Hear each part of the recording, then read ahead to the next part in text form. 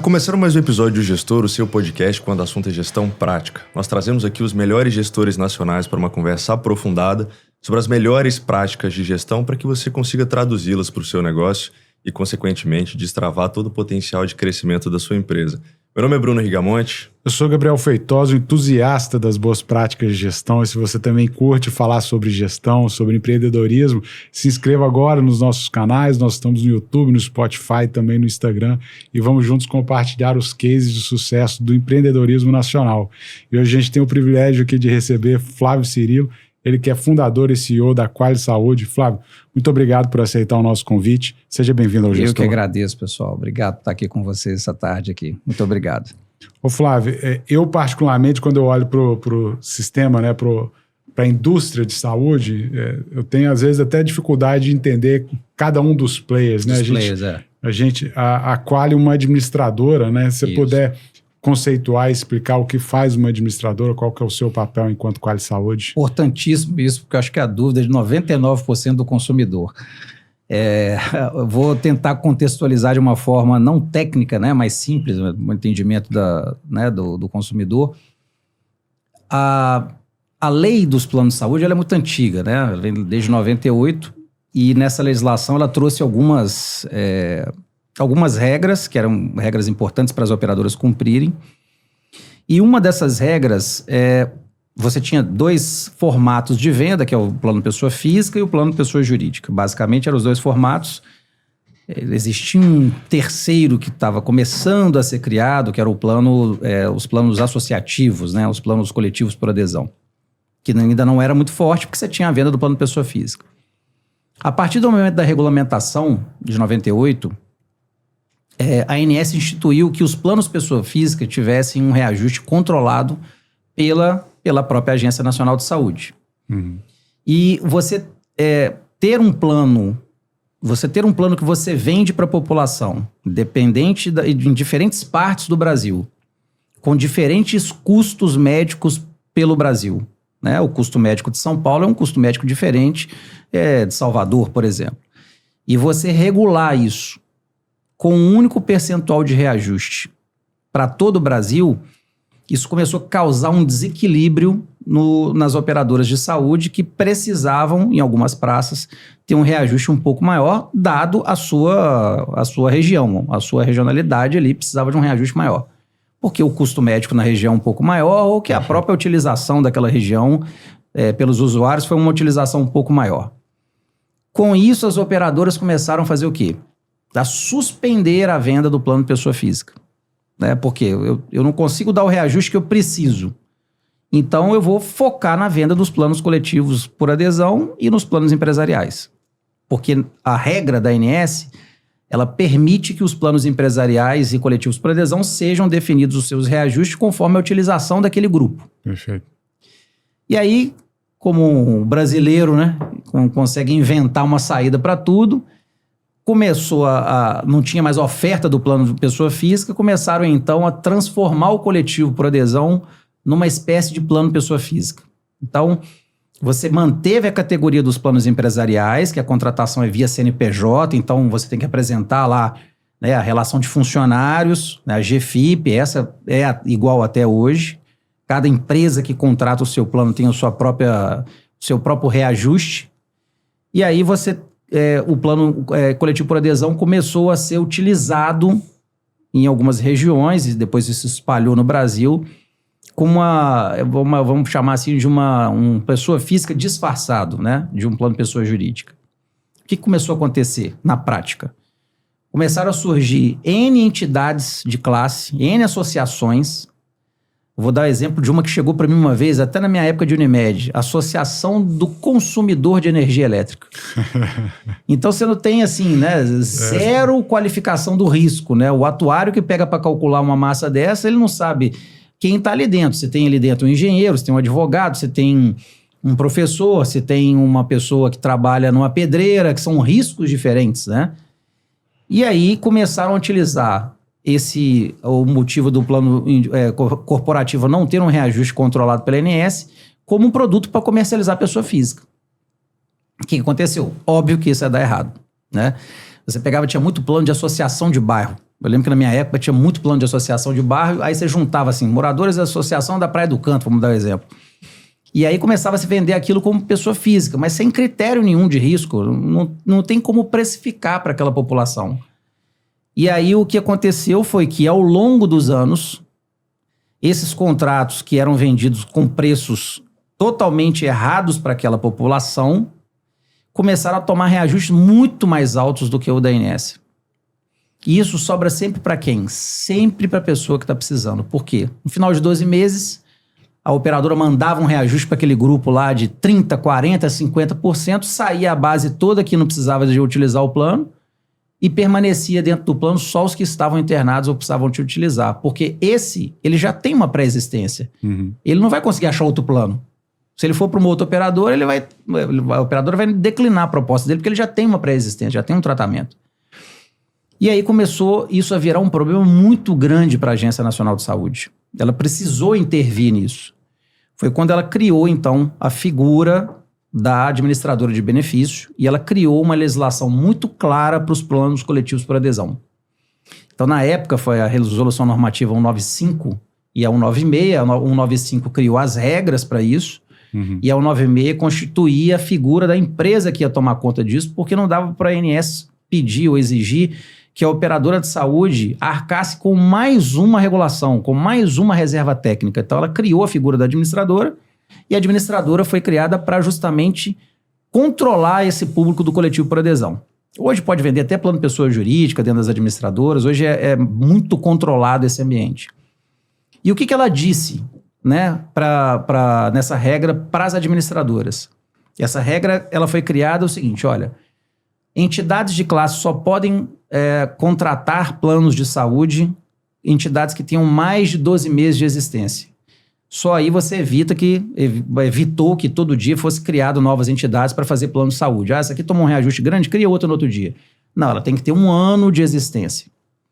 E criou as categorias dessas administradoras, não pode ser qualquer categoria. Então ela criou a categoria sindical, que possui carta sindical, então os sindicatos que têm carta sindical. Ela criou a das autarquias federais, então você tem CREA, OAB, CRA, CRC, e ela criou a última, que é as associações profissionais que representem uma categoria. Então você tem uma associação, por exemplo, dos pintores, é uma categoria. Você tem a associação dos pintores e pescadores, não pode. Você tem que escolher uma categoria. E com isso, por que foi isso? Para que realmente as operadoras conseguissem dar o preço conforme aquele grupo de risco. Então, se eu vou fazer um preço para advogado, eu tenho um risco X. Se eu vou fazer um preço para construção civil, eu vou ter outro tipo de risco. E aí, regulamentou-se, ela passou a exigir que essas administradoras tomassem conta também da inadimplência desse público, fizesse a cobrança desse público em nome da operadora de saúde e passou a exigir que a operadora, para que tomasse conta dessa inadimplência, ela fizesse uma reserva técnica que em até 3 meses ela tinha que ter uma fatura daquele cliente em caixa. Então, se eu vendi um plano de R$1.000, eu tinha até 3 meses para constituir uma reserva técnica de R$1.000 em nome daquele cliente. E aí regulou o mercado. E hoje você não tem, não é com tanta discrepância, ainda existe, mas não é como antigamente, uma série de reajustes de uma mesma operadora durante o ano inteiro, com reajuste de 30%, 40%, 50%, 60%, 100% eu já vi. Hoje é um ambiente muito mais regulado. Não é que ainda não exista ainda as discrepâncias, existem ainda, por conta de algum erro de cálculo de algum grupo, né, que é feito, mas muito menos do que era antes. Então, esse foi o motivo da criação e o motivo da existência de uma administradora de benefício hoje. A gente observa que a cada nova regulação governamental ou de alguma agência como a ANS, naturalmente existem oportunidades que surgem para se enquadrar ou se adequar àquela nova regulação. Perfeito. E desde 2009, quando houve essa regulação, a gente observa que vocês identificaram uma oportunidade. Em 2014, vocês fundaram exatamente uma administradora de benefícios. O que vocês enxergaram que seria ali, de fato, uma oportunidade, não apenas para atender a uma nova demanda de mercado baseada numa regulação, mas também como uma estratégia de negócio que poderia, a partir da experiência que vocês já tinham na área de saúde, se adequar e conseguir performar como uma empresa que já nascia ali dentro do que vocês já tinham realmente ali de enxergado de oportunidade? Primeiro foi uma demanda muito grande das próprias operadoras em procurarem administradoras para fazer contrato. Essa foi uma primeira demanda, porque a partir do momento da regra de 2009, as operadoras não poderiam mais comercializar os planos coletivos por adesão direto. Ela não poderia mais enviar a cobrança para a residência do usuário. Então foi uma demanda, primeiro, que é uma demanda para atender a regulação do órgão regulador. Então começou-se aquela busca por operadoras, né? Por administradoras. O que nós enxergamos, que aí foi o passo 2, foi montar algo que fosse diferente em relação às outras empresas que já existiam. E o que a gente pudesse entregar de melhor, de diferente para o usuário final em relação às que já existiam na época. E aí sim a gente ganhou muito mercado, né? Porque você simplesmente atender a regra, você só boletar. Uhum. Você entregar a venda para o corretor, você não atendeu o corretor, não dá suporte ao corretor. Meu papel como administradora, se eu for só atender a regra, é simplesmente receber o boleto do usuário e repassar isso para a operadora. E o papel da administradora para ela sobressair é muito mais do que isso. É você ser realmente um parceiro do corretor, você lutar pelo seu cliente na tabela que você vai constituir junto à operadora, os novos produtos, formatar novos produtos, constituir novos produtos com preços justos para o cliente final, fazer com que essa venda seja uma venda, realmente uma venda que cada usuário que entre na sua devida caixinha, para que você não distorça o perfil de sinistro daquela operação e você dá um reajuste muito alto para o seu cliente. Porque isso pode ser culpa sua. Se a operadora ela não tem critério de aceitação, se ela não coloca cada um na sua caixinha, ela pode errar na qualidade do perfil das vidas que ela está colocando para dentro, e aí ela pode reajustar toda uma base por conta dela, por conta de um erro dela.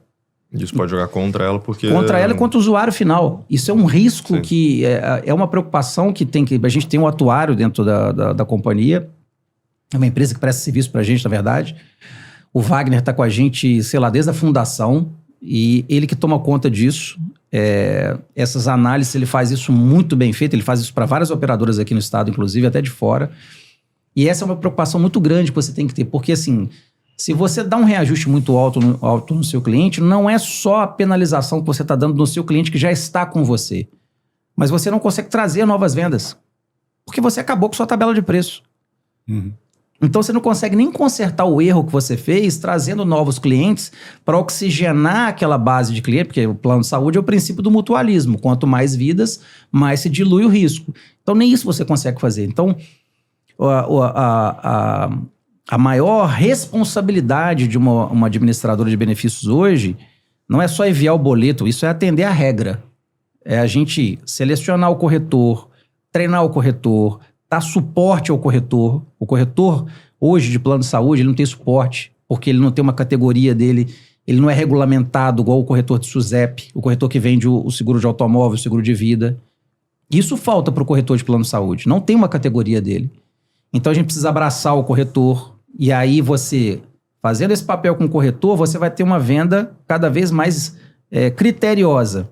Você tendo uma venda cada vez mais criteriosa e com mais volume, você vai sempre ter um reajuste baixo e sempre ter uma tabela atrativa para trazer novos clientes para dentro da companhia. Esse é o princípio que eu, pelo menos, acredito muito das administradoras de benefícios. O foco tem que ser esse. O foco não tem que ser vender a qualquer custo, trazer vidas a qualquer custo, que você não olha qual é o perfil da vida que você está entrando, qual caixinha que ela está entrando. Se você está colocando um profissional liberal na caixinha certa, se você está colocando um profissional do comércio na caixinha certa, para mim, isso é o que a gente mais se preocupa no dia a dia da companhia. Ô Flávio, interessante quando você coloca a necessidade que as operadoras tiveram de buscar as administradoras, e a partir disso, muitas vezes você vai ter um movimento que é o contrário que você está colocando, que é simplesmente aquele atender a requisitos e o cara simplesmente criar uma instituição, uma empresa para boletar e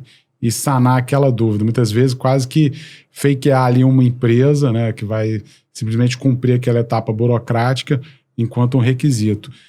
Você já pincelou alguns, mas você como um gestor, trazendo um pouco o conceito de Potter aqui também, como que você vê a questão das qualidades, das vantagens competitivas que vocês têm, para além um pouco dessa questão também de estar junto com o corretor, de buscar entender ali o seu cliente final também, mas como que você trabalha em termos de recursos, seja tecnológicos, seja de inteligência de mercado, seja de relacionamento, etc., as suas vantagens competitivas para que num mercado em que há uma necessidade regulatória, né, de você ter a operação da administração, você se diferencia enquanto uma qualidade na prestação de serviço. Perfeita pergunta.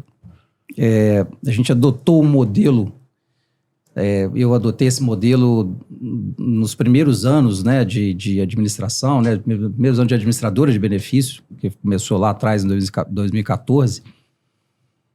Todo projeto, isso pode parecer uma bobeira, mas todo projeto nosso, a gente utiliza os 4 P's.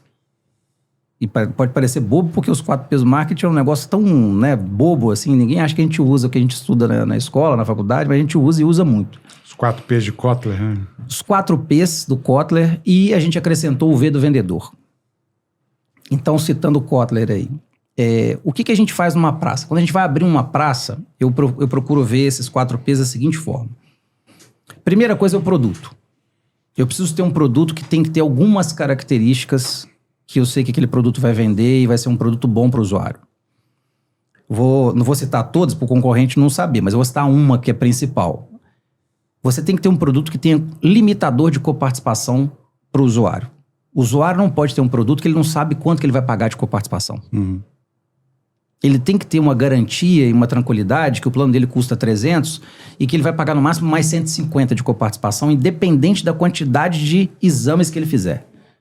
Esse é o tipo de produto que mais se comercializa, que é o mais que vira, que dá certo. Então ele tem que ter algumas outras características, mas uma das principais, e talvez a principal, é você ter um limitador de coparticipação para o usuário. No quesito preço, ele não precisa ser o produto mais barato. A gente não usa, na maioria das nossas praças, o produto mais barato. Porque tem os outros P's aqui, que mesmo eu com preço mais caro, a gente vende. Então ele tem que ter um preço. Primeiro, ele tem que ser abaixo do plano pessoa física, senão não compensa para a operadora ter um produto coletivo por adesão.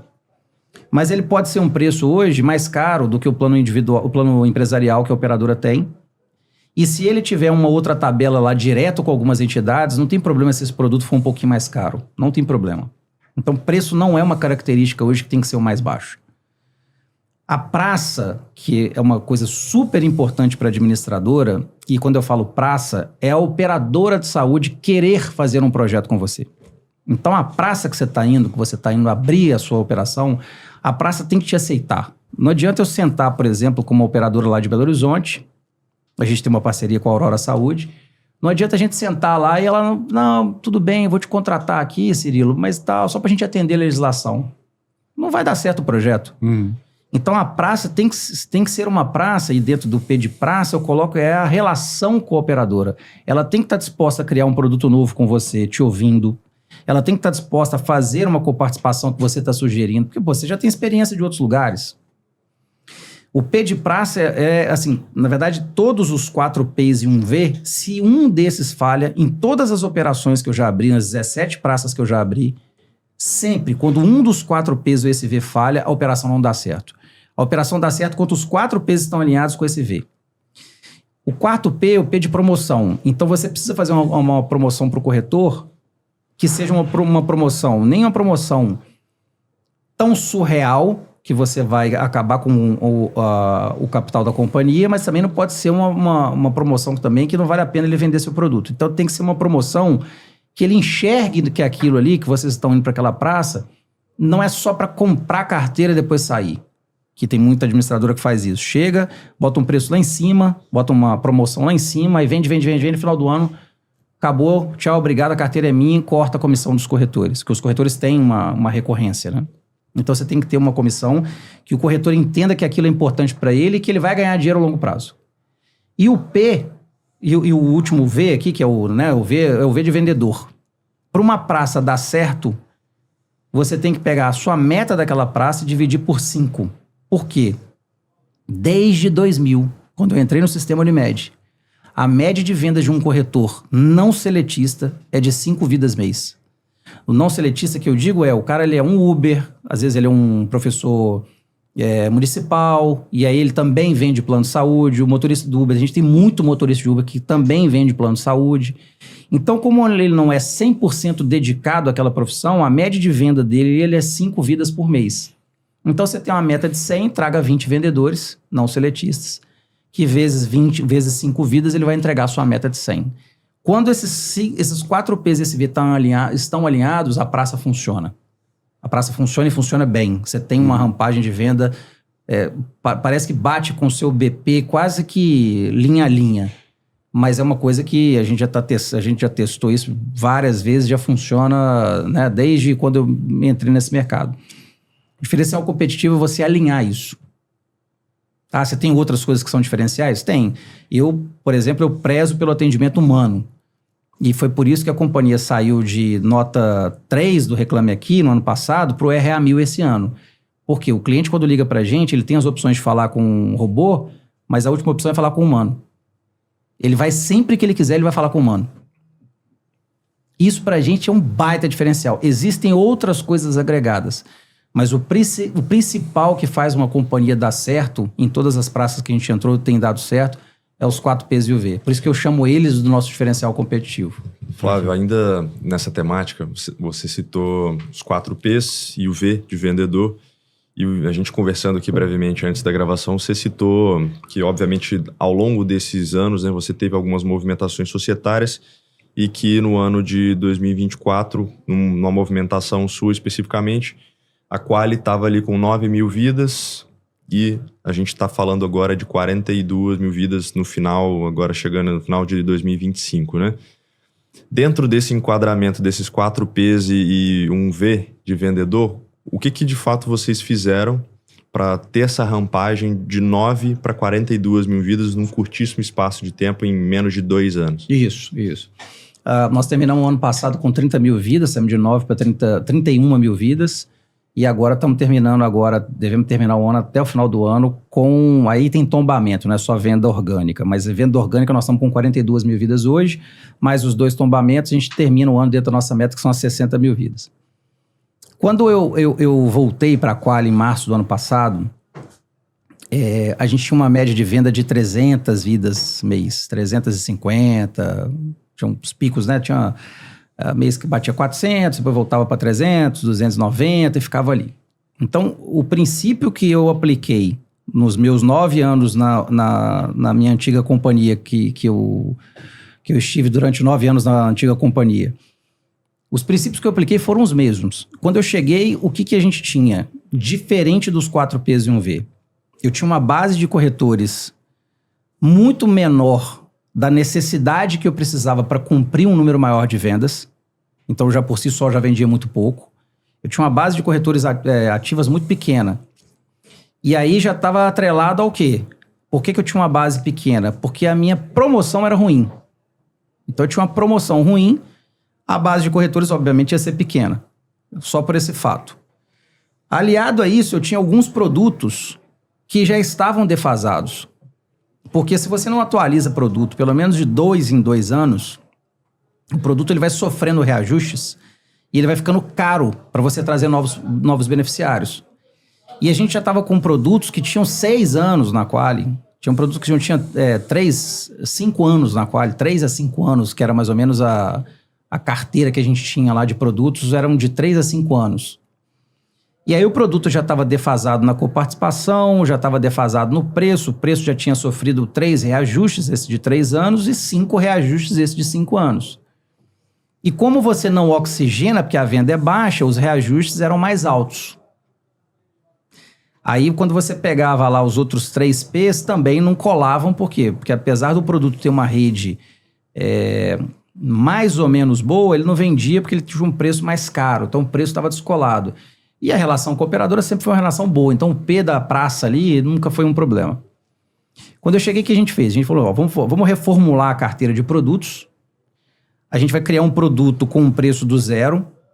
E esse preço do zero, a gente vai fazer 2 preços. Um preço para o coletivo por adesão, para a gente vender para as entidades de classe, e um preço para o empresarial. O preço para o empresarial, por si só, ele já é mais baixo. Só que o produto não tinha uma rede completa. A rede era boa, mas não era completa. Faltava o hospital de Cariacica. E aí a gente foi na operadora, ok, vamos fazer esse produto com o hospital de Cariacica. Desde que você me entregue uma volumetria de venda, porque também a operadora vai fazer, mas você tem que entregar a venda. Conseguimos o ok da operadora e credenciamos o hospital de Cariacica que não tinha nesse produto. Então o produto empresarial estava pronto. Eu precisava do quê? De uma boa campanha de vendas e precisava credenciar mais corretores. Porque o P de praça, como eu falei, já era uma coisa que a gente sempre teve uma relação muito boa com o pessoal da Athena. Os produtos por adesão, a gente fez uma coisa diferente. Em vez de eu ter um produto e dividir ele nas caixas, eu ter várias caixas, a gente criou 4 produtos diferentes. Então eu tinha um produto com um preço para o servidor público, tinha um produto com um preço até hoje é assim, para o pessoal das entidades de autarquias, um produto para comércio e serviço e um produto para estudante. 3 classes de produtos que funcionou tão bem que no reajuste desse ano em março, o nosso reajuste foi 6 ponto alguma coisa, foi reajuste da ANS. Por quê? Porque a gente acertou na categorização, acertamos na rede, acertamos no preço de partida que atraiu muito cliente, por isso que a gente vendeu muito. A gente acertou na campanha de vendas que atraiu muito cliente, então os 4 P's e o V funcionou.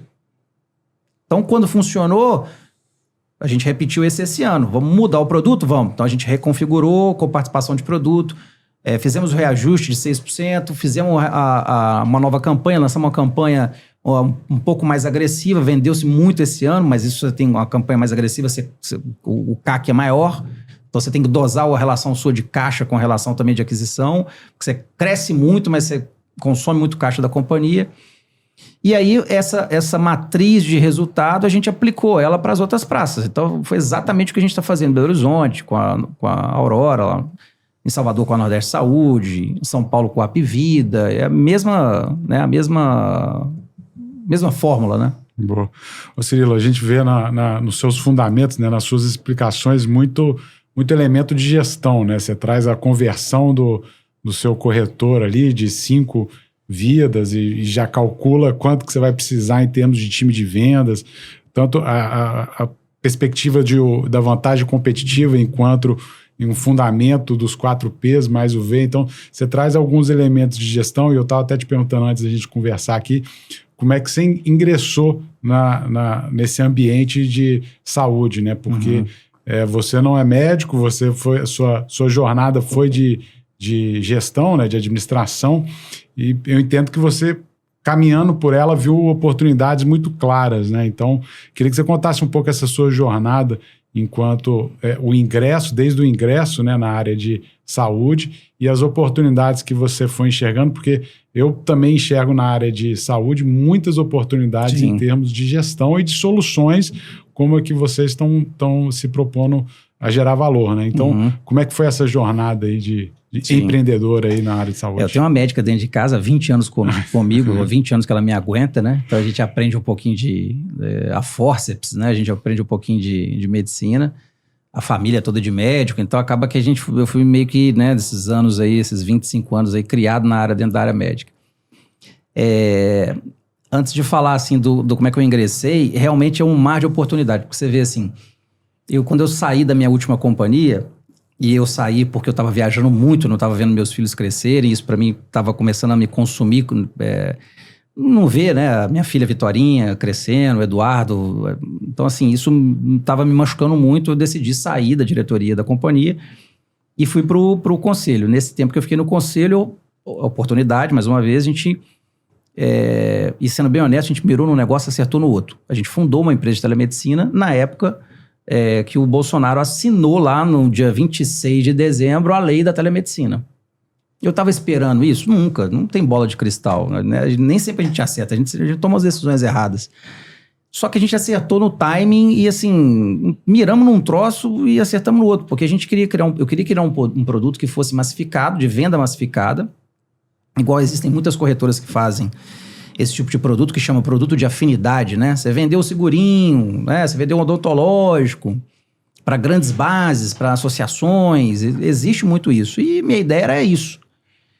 E como estava esse negócio da telemedicina, eu falei assim, vamos montar uma empresa disso, a gente vai começar pequeno, com os clientes aqui de Vitória, que a gente já conhecia, tinha alguns clientes bons aqui em Vitória, e veio a lei. E quando veio a lei, a gente estava com um software quase pronto. A gente começou a vender meio que com software ainda para entregar, literalmente vendendo com o carro andando, trocando pneu com o carro andando. Essa empresa hoje, falando dessa parte de oportunidade, ela é uma empresa hoje que tem 825 mil vidas. A gente fez um deal ano passado com o pessoal de São Paulo, ela está hoje em São Paulo, a gente continua dentro da sociedade com 30%, a gente continua sócio, eu e meus sócios, mas é um negócio que virou. O maior tipo de cliente deles hoje é grupo de funerária, que vende cartão funeral. E aí, por que casou muito? Porque o cartão funeral você vende e a pessoa não usa, né? Você não tem, você vai usar quando? Só quando morreu um familiar. Aí o cara agregou a telemedicina e passou a ter inadimplência quase zero por conta de um produto que ele agregou no negócio. Olha a oportunidade da área da saúde, né? Estou falando de oportunidade. E aí, voltando por que eu ingressei, o meu ingresso nessa área da saúde foi um negócio totalmente assim... Era um processo seletivo. Eu estava trabalhando... Eu tinha 5 anos já de séculos relógios, né? Uhum. A história é engraçada porque assim... Como vendedor, não? Como vendedor. A história é engraçada porque assim, eu estudava de tarde, arrumei uma namoradinha, né? No primeiro ano, segundo grau... E aí o negócio deu uma descasada, namorando, estudando, aí eu acabei repetindo o ano. Aí eu cheguei em casa para contar pro meu pai e pra minha mãe, antes de chegar eu cheguei com a solução. Olha, eu tomei bomba, eu tô repetindo, mas eu quero trabalhar no que vem e quero estudar à noite. Eu já cheguei com a solução já para não apanhar, na verdade. Aí eu cheguei, meu pai me olhou assim, tá bom, você quer trabalhar. Tá bom. Aí meu irmão tava do lado, olhou assim, não, vou te arrumar um emprego. Você tomou bomba? Tomei. Tá bom. Dia 2 de janeiro, eu comecei na Séculos. 2 de janeiro, com 15 anos de idade. Aí, a menina do RH pegou meus documentos, né? Meu irmão já trabalhava na Séculos. Pegou meus documentos e mandou pro RH. Foi lá e fez meu processo. E era para ser um processo de contratação. Eu era digitador, ia ficar 30 dias só. Aí ela foi lá e entrou como funcionário. Só que eu não podia, eu tinha 15 anos. Não podia. Só que ela fez o negócio errado e contratou. E ninguém soube de nada. Ao final de 30 dias, né, eu digitava aquele negócio, eu adorava computação, digitando, o negócio foi dando certo. No final de 30 dias, a minha gerente na época, né, eu chamo meu irmão e falo, nós temos um problema. Eu falei, sim, o que eu fiz de errado? Não, você não fez nada de errado. A menina do RH contratou o seu irmão, Elcio. Falou pro meu irmão Elcio, né, você contratou o seu irmão. Eu não posso mandar esse menino embora mais. Agora, seu pai vai ter que emancipar ele. Meu pai teve que me emancipar para trabalhar na Séculos. Aí tem um segundo problema, Elcio. Falei, poxa, de novo outro problema. O que foi, Salete? Você fala demais. E vocês estão vendo que eu falo pra caramba mesmo aqui. Né? O pessoal de casa deve estar vendo que eu falo muito. Nós vamos te mandar para a área de vendas, porque você não pode ficar aqui embaixo na digitação, não, que você não deixa ninguém trabalhar. Aí eu caí na área de vendas. Não era para ser vendedor, eu queria ser da área de TI. Porque eu queria seguir o caminho do meu irmão. Meu irmão era de TI, até hoje é de TI. Aí eu subi para venda interna. E daí, cara, começou a dar certo o negócio. Comecei a viajar com um time de vendas. A primeira viagem minha, meu pai teve que autorizar. Aí vendi pra caramba lá na feira que tinha em São Paulo. O negócio foi dando certo. Virei um vendedor da Séculos. E aí, quando começou, teve uma época pós-inflação, né? Que o ouro começou a cair. E a gente não estava vendendo muita coisa. E aí eu comecei a procurar emprego. Um dia eu recebo uma ligação. É rápido, viu, gente? Eu tô contando a história aqui, mas é rápido, vai ser rápido. Eu recebi uma ligação de um processo seletivo de uma empresa chamada Unimed. Falei, Unimed, plano de saúde e tal, pô, vou lá. 20 anos de idade, eu tinha 20 anos, tinha acabado de fazer 20 anos. Aí cheguei no auditório, cheguei atrasado no auditório, aí já tava todo mundo assim no auditório e tal, o cara já tava falando, o gerente. Aí eu cheguei, entrei, fiquei quietinho, aí o cara parou, você é o último, é o Flávio, né? O Flávio, ok, beleza, ok, não sei o que tem e tal. Começou o processo seletivo. Eu vou contar 2 passagens, foram 2 dias de teste. Eu vou contar 2 passagens, porque essas 2 passagens mostram assim que eu caí nessa área, porque eu acho que Deus quis. Aí uma das coisas que era no primeiro dia, você tinha que subir no palco e fazer uma palestra, uma apresentação para todos os candidatos, Por que o seguro de vida era importante? Porque eu fui funcionário 7 anos da Seguros Unimed. Então ela tinha saúde, mas tinha parte de seguro também. E aí pegou todo mundo de calça curta, porque só tinha gente lá que era da área de saúde, um monte de gente experiente e tal. E aí eu falei, pô, nunca vendi plano de saúde na vida. Não sabia nada da área de seguros. Eu só sabia vender relógio.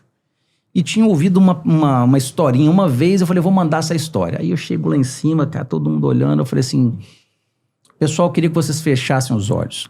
Pô, ninguém fechou o olho.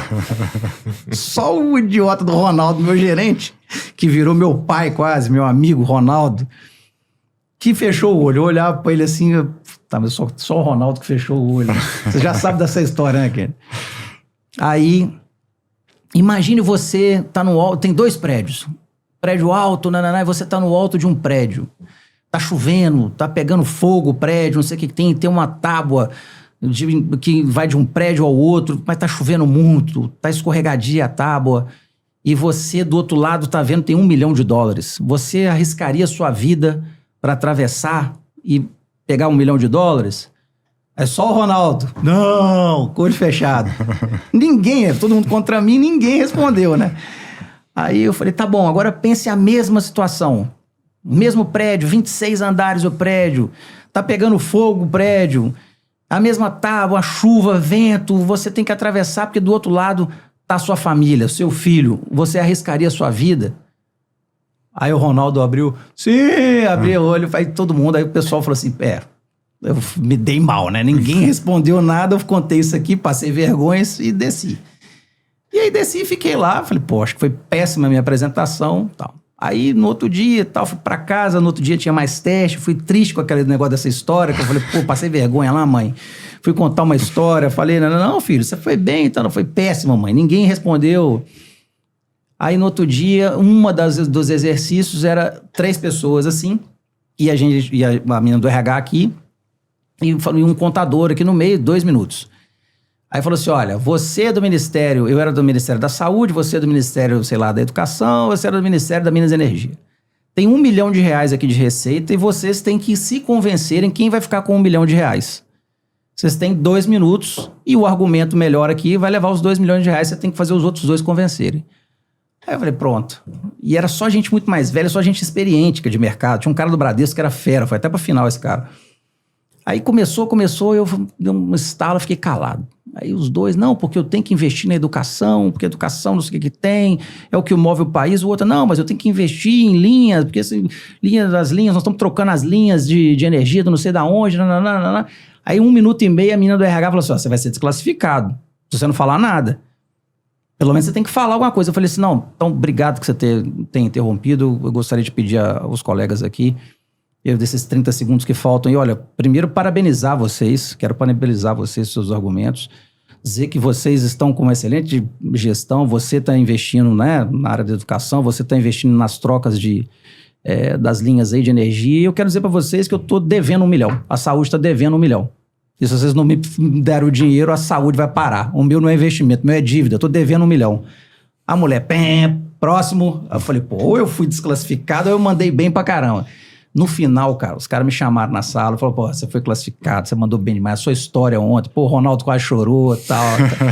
O Ronaldo deve ser me ouvir, vai me xingar todo, aquela besta ficou chorando lá depois. E por conta desse processo, eu entrei na Unimed. E aí o resto é história, eu tava em Belo Horizonte, me transfiro para a Unimed Vitória, fiquei aqui até 2005, depois me transferi pro Rio, depois voltei pra Vitória, e o resto é história. Falei pra caramba, além de você ser um contador de histórias, essa jornada empreendedora, que no fim do dia, você falou da empresa de telemedicina, né, da própria Quali, etc., como que no fim estamos todos buscando, enquanto empreendedores, né, na verdade, enquanto profissional, gerar valor por meio de soluções, né, e quando você enxerga essas oportunidades, ataca ela, é onde muitas vezes vai gerar o alfa aí, vai gerar valor para outros negócios. Onde você menos espera, às vezes, né?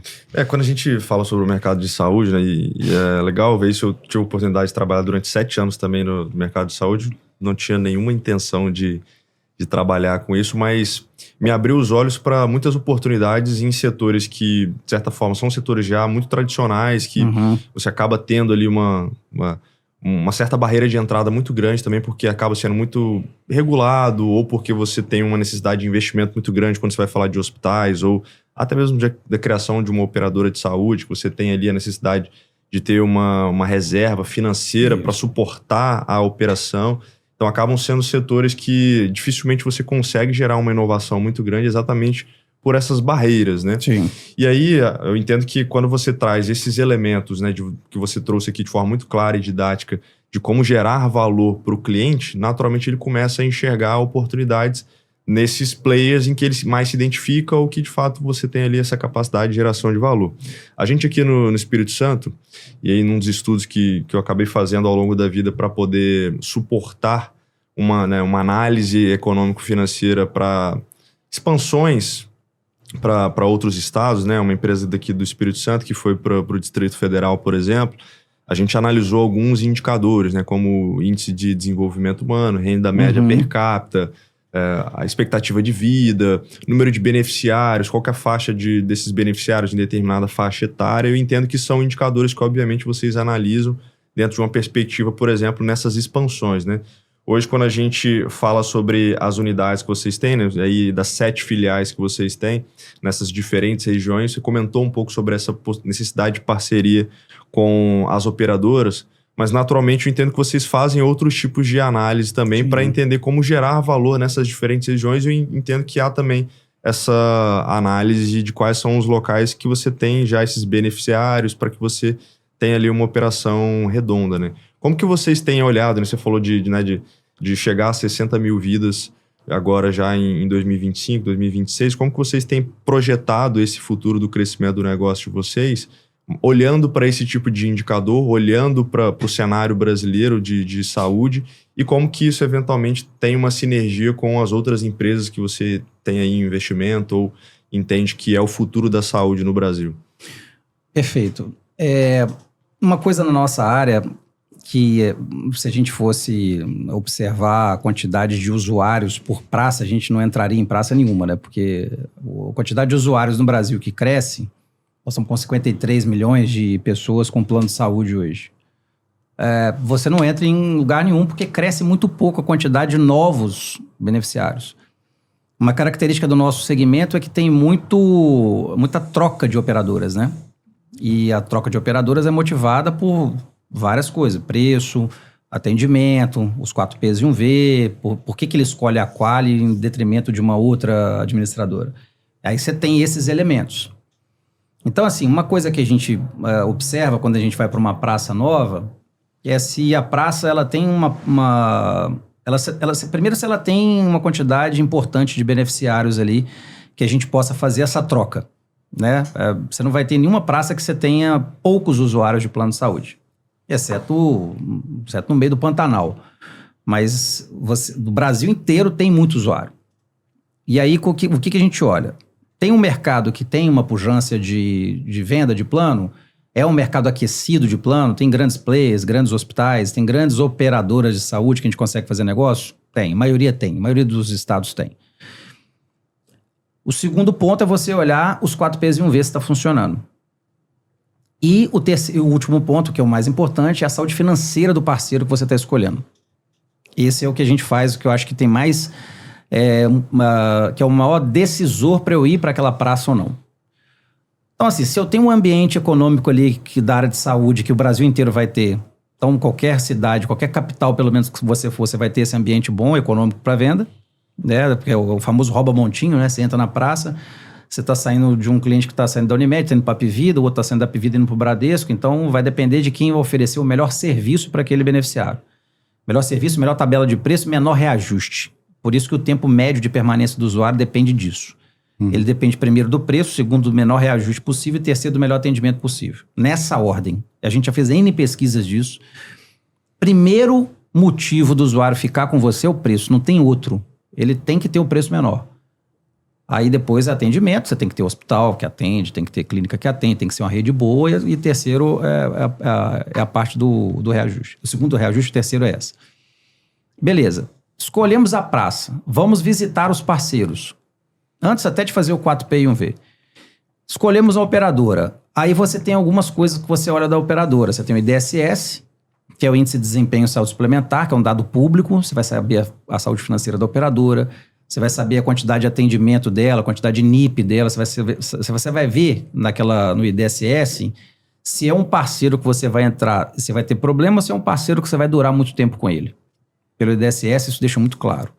É óbvio que você vai olhar a parte contábil, que também toda ela é pública, está na ANS, os dados contábeis, tem um PowerPoint, não, um Power BI da ANS, que é bem estruturado isso dentro da ANS, que você consegue ver toda o gerencial e contábil das operadoras, a DRE das operadoras, o contábil. Então, isso é fácil de você saber como é que está a saúde financeira. E você tem aí os 4Ps1V para analisar. E aí tem praças que, por exemplo, assim, por incrível que pareça, a gente tem algumas praças que ela tem uma dificuldade de vendedor de plano. Não é cultural. A gente tem algumas praças que a gente tem essa dificuldade. E aí você tem todos os outros ambientes, todos ok, você tem uma boa relação com a praça, você tem uma boa relação com a operadora, você tem um preço bom, a operadora tem um baita hospital, aconteceu isso agora numa praça nossa do Sul, eu não vou nem dizer qual é, porque é a praça que é parceira nossa, né? Então, assim, você tem lá 2 hospitais nessa cidade, você tem lá uma quantidade de clínicas credenciadas muito boa, você tem um preço muito bom, a nossa campanha é muito boa, você tem uma relação com as instituições lá, com os sindicatos, associações, a OAB, o CRA de lá, você tem todo o ambiente, mas eu não tenho o V, dos 4Ps1V, eu não tenho o V. Eu não consigo formar corretores. A estratégia que a gente, inclusive, criou para isso foi montar o curso que a gente lançou aqui. A gente está lançando esse curso nas outras filiais, que é o curso do Senac, que é o curso de formação de vendedores de plano de saúde. Nós estamos na 4ª turma aqui em Vitória, no estado, né, que a gente está fazendo aqui com o Senac daqui. E é a primeira turma de São Paulo, agora, no dia 15 do mês que vem. Ou dia 14 do mês que vem. A primeira turma de São Paulo está sendo inaugurada. E a próxima vai ser dessa cidade lá do Sul, que vai receber o curso, porque eu preciso aumentar a base de consultores. E não é porque, assim, é cultural, as pessoas não conhecem o quanto ganha um vendedor de plano de saúde. E pode ser uma fonte extra, né, de uma fonte, que você colocou. Os 10 maiores vendedores nossos de Vitória, os 10 maiores da Grande Vitória, daqui da nossa operação, os 10 maiores ganham mais de R$40 mil por mês. Nossos top 10. Desde o ano passado. Esse ano, todos os meses, eles fizeram mais R$40 mil. Bom, depois que você falou isso, o pessoal vai querer saber onde que está sendo ofertado o curso mesmo? O curso é do Senac. Não, é sério, o curso do Senac, só procurar o Senac. Aliás, agradecer o pessoal do Senac e parabenizar pela estrutura que o Senac disponibilizou para o nosso curso. Esse curso é a 4ª turma que está sendo feita agora. É um curso de formação, um curso técnico de 36 horas, então a pessoa sai de lá realmente com um diploma técnico, um curso técnico, de acordo com as regras do MEC. São 3 módulos, tá? É bem tranquilo o curso. O primeiro módulo é o módulo regulatório, que as pessoas vão aprender sobre a regulação do plano de saúde, na história, um pouco da história. O segundo módulo é o módulo de vendas, que é muito legal o módulo de vendas. E o terceiro, que é uma coisa que agora está muito na moda, que é a parte do digital. Então ele vai ver um pouquinho de mídia social, de IA, vai ver tração de Instagram, Facebook. Bacana. Esse é o módulo, inclusive, que eu acho que é o que mais faz efeito, que o pessoal aprende muito essa parte de tracionar, propaganda. Tem muito corretor que começou a fazer isso agora. Então, esse módulo é bem legal. Ô Cirilo, você trouxe um dado que é interessante quando você olha em perspectiva, que é justamente a manutenção do mercado ali, né? Que o cara fica só, é o rouba-montinho, né? Que você citou, o cara só fica transitando ali. Até porque aí eu pensei na minha família, né? Tecnicamente a minha família, os 4 membros da minha família já têm plano, vão transitar durante um bom período ali, eventualmente migrando de um plano para outro, sem um crescimento no curto prazo, pelo menos da nossa parte, em termos de vidas para um plano, né? Eu fiquei pensando nessa questão demográfica também. Contudo, você tem aí um mercado também em completa transformação, né? A Covid veio para dar uma chacoalhada no mercado, você tem um movimento de consolidação muito forte com a compra, né, de vários players aí, a questão da inteligência artificial também, que muito se questionou sobre como que auxiliaria, como que modificaria o setor de saúde como um todo. E o que eu queria para a gente para a gente fechar aqui, é te perguntar como que você enxerga, você que é um identificador de oportunidades, como que você enxerga as tendências e as oportunidades, né, as grandes dores que ainda podem ser, né, sanadas por empresários, empreendedores que querem resolver, ou eventualmente até pela Qualy, mas quais são as oportunidades do mercado que você enxerga? Uhum. Uma tendência muito forte agora é a parte de IA, né? Eu tenho participado de alguns eventos, de alguns eventos fora daqui, aqui no estado já tiveram alguns também, que essa parte de IA não é só para uma cadeia, mas ela está para várias cadeias dentro da área da saúde. E todo dia surge uma coisa nova. Para você ter ideia, no início do ano a gente aportou numa startup, que é uma startup de... O que ela faz? Enquanto o médico está escrevendo, ela está ouvindo ali e ela está fazendo a anamnese dela. Ela está ouvindo o paciente falar, o médico fazer as perguntas da anamnese e ela mesma não é o médico escrevendo, ela mesma vai escrevendo ali uma anamnese. E aí ela vai dando já assim, conforme o resultado do que o paciente fala, o percentual de chance de ser aquilo. Então, assim, é um disco que fica assim, por exemplo, você está falando, eu tô com tosse. Quantos dias? Eu tô com tosse há 3 dias. Você tá com alguma dor? Sim, eu tô com uma dor na parte daqui, no braço. Aí ele vai mudando o gráfico. 30% de ser infarto, 45% de ser uma trombose e 10% de ser gripe, exemplo. Aí ele fala, não, mas eu tive uma queda. Opa, aí já muda o percentual para o tombo foi alguma trauma. Então já muda para trauma e o trauma já aparece ali já assim como 70%. E ele vai montando aquilo ali, terminou a anamnese, o médico vai fazer a análise dele, porque tem que ter ainda o olho humano, o olho clínico do médico. O médico olha, realmente eu também acho que é isso. E ele com o botão aperta, vai sair aquilo, quais são a prescrição, a sugestão de prescrição que tem que se fazer com aquele paciente. Ou internar, ou passar a medicação tal, se não for, ele altera ali. Isso é um sistema que está sendo testado em 2 operadoras de saúde. Eu gostei tanto do negócio que a gente aportou nisso, a gente fez o investimento anjo, né, que é no início da startup, na primeira rodada dele, ele já está na segunda rodada. Esse foi um case da área de inteligência. O segundo case que a gente aportou agora, na semana passada, e nós estamos demorando, esse pessoal já tem mais ou menos uns 2 meses, é um case que faz, ele elimina o processo, na verdade ele elimina o humano no processo de atendimento do usuário da saúde. E é um troço esse que assim, parece surreal a pessoa falando. Parece um humano falando. E é a inteligência artificial conversando com a pessoa para marcar uma consulta. Consulta é uma das fases. Ele pode marcar a consulta, ou ele pode marcar uma cirurgia eletiva, ou ele pode marcar um exame, e aí você elimina a central de atendimento desse processo. Olha aqui, assim, que nível que o negócio chegou. Aí começou a falar, falou assim, olha, vai falando aí e vai conversando com esse humano. Eu falei, oi, boa tarde. Não, boa tarde, senhor Flávio, tudo bem, tudo jóia. Pois não que possa ajudá-lo. Bom, estou precisando de uma consulta, eu queria fazer uma consulta com ortopedia, eu queria ver na semana que vem. Perfeito, semana que vem, qual dia que o senhor tem disponibilidade? Não, eu queria ver a agenda do doutor. Não, perfeito, ele tem agendas aqui às terças e quintas. Um humano me respondendo, eu achando que era um humano, mas era IA. Uhum. Tá, então vamos marcar na terça-feira, qual horário? Na parte da tarde ele tem horário, tá. 2 horas? Perfeito, estou agendando 2 horas. Eu, não, 2 horas não, pode ser, ver se tem 4 horas? Tem sim 4 horas, posso alterar para 4 horas. Você prefere que eu altere para 4 horas? Eu prefiro que eu altere. Tá bom, tô agendando aqui para as 4 horas, aí eu, posso trocar de novo? Pode ser na quinta, você não tem horário na quinta? Claro que o senhor pode, vou ver na quinta. Quinta-feira ele tem 9 horas, pode ser 9 horas? Pode ser 9 horas, então tá bom, tô agendando aqui. Tá, qual é o número do senhor? Número tal. Tá, tô mandando aqui uma confirmação, bate o WhatsApp da confirmação. Aquilo que eu tava, a primeira vez que eu testemunhei isso ali ao vivo, que eu tive um contato com isso ao vivo, é uma coisa que te dá uma pancada, porque você vê assim, 0 margem de erro.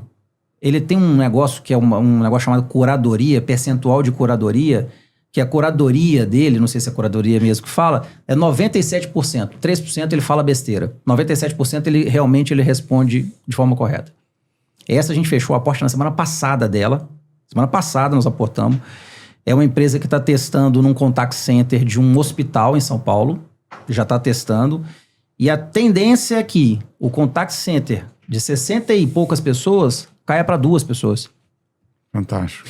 Então, isso é uma oportunidade e e tem muita empresa na área de saúde trabalhando, mas as oportunidades em IA na área da saúde, eu acho que elas são muito grandes. Isso não apenas para a área de saúde, né? De modo geral, todo contato, tudo que envolve algum tipo de agendamento, a parte de qualificação de vendas, né? De você fazer um contato. Bom ponto esse. Bruno, você tocou num ponto aí que eu falo para os corretores isso, para cada vez se capacitarem mais. Esse é um risco para o corretor de plano de saúde. Você tem alguém tão melhor que você explicando o plano de saúde por você no telefone, você achando que é humano, não é. E isso é um excelente ponto que você tocou. Sim. E assim, eu não vi até hoje nada, né, desse ponto, porque eu acho que é tão abrangente a parte de venda de plano de saúde, é tão ainda complexa, que até acho que a curadoria para isso vai demorar. Mas é um excelente ponto esse que você tocou. Esse é um mercado que pode ser substituído no futuro por IA, cara. Isso é interessante que, por exemplo, a minha empresa, né, trabalha com dados, mas a gente começou a entender que não dá mais para trabalhar apenas os dados. Eu consigo trabalhar tendo uma massa crítica de dados ali, quer seja da agenda do médico ou de quais são os produtos, os serviços. É possível perfeitamente integrar tudo isso e criar fluxos de automação baseado nos dados do cliente, não apenas para trazer um relatório de um BI, mas de ter fluxos de automação que vão eventualmente substituir processos manuais e que eventualmente vão reduzir aí trabalho. E simplificar o processo, né? Exatamente. Garantir confiabilidade também. Vai pedir uma autorização numa operadora de saúde hoje. Cara, esse é um processo que tem que ser colocado numa IA. Que é um parto isso para o usuário, cara. Você vai lá na boca do negócio lá do exame, fazer o exame. Esses 2 exames aqui tem que pedir autorização. Você tem que ir lá na loja de atendimento pedir. Isso não existe, cara. Sim. Né?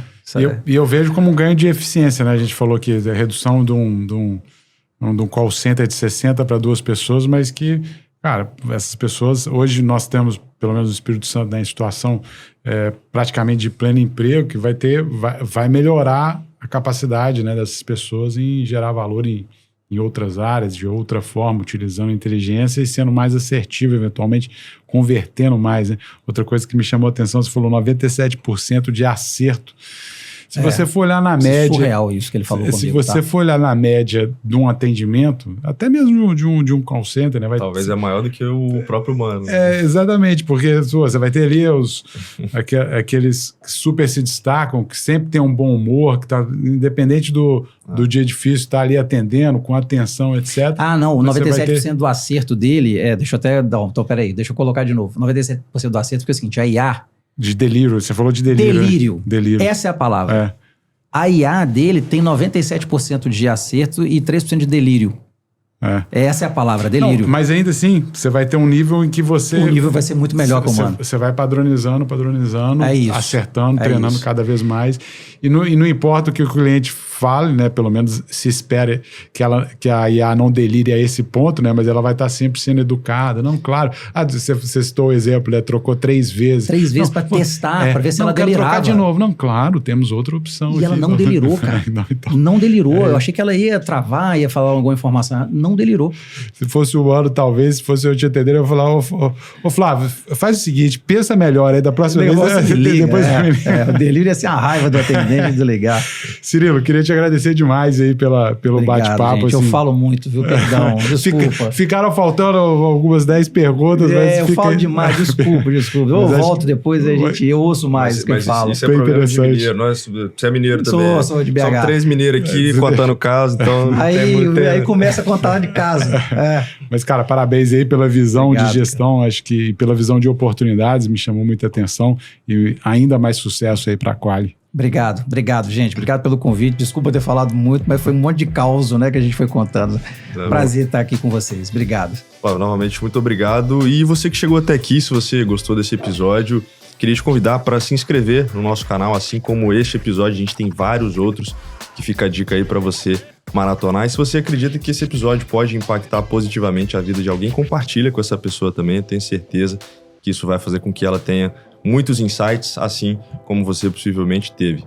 E queria te convidar também para tocar aqui no joinha. Isso faz com que a gente chegue cada vez mais, o algoritmo entenda que esse conteúdo é relevante para outras pessoas. Isso faz com que o nosso conteúdo, o nosso canal, cresça cada vez mais. A gente vai ficando por aqui. Um abraço, valeu e até a próxima.